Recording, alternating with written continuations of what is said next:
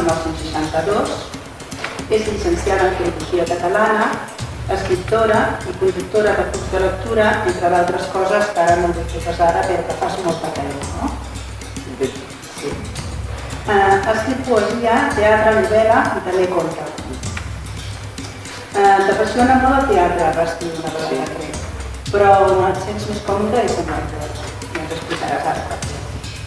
Ha publicat més d'una desena de novel·les i la majoria han rebut un premi.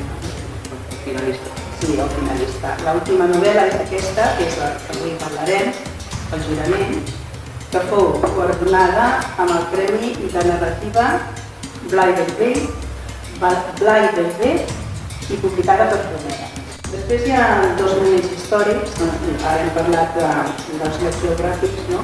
Pel que fa al temps de la narrativa, és l'actualitat amb el segle XVII. No? A partir de dos fets històrics molt importants, en el 1666 va haver l'incendi de Londres i després la pesta.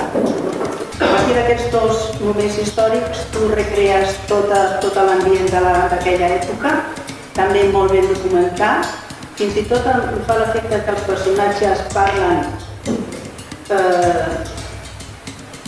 que el pensament dels personatges és propi d'aquella època, vull dir que encara que el to de l'obra, o sigui, el llenguatge és actual i no pas d'aquella època, perquè això és molt difícil, però sí que veus que aquell personatge és d'aquella època, o sigui que és molt versemblant, els personatges són molt verídics, te'ls creus molt.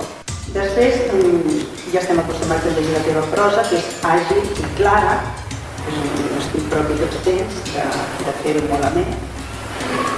Però he notat que en aquesta novel·la hi ha més descripcions. Naturalment, era necessari perquè el lector se situés bé en els espais, veiés els personatges clars, que normalment tu no ets de gaire descripció, sinó que ets molt directe. Però aquí t'has recreat i hi ha unes descripcions molt boniques.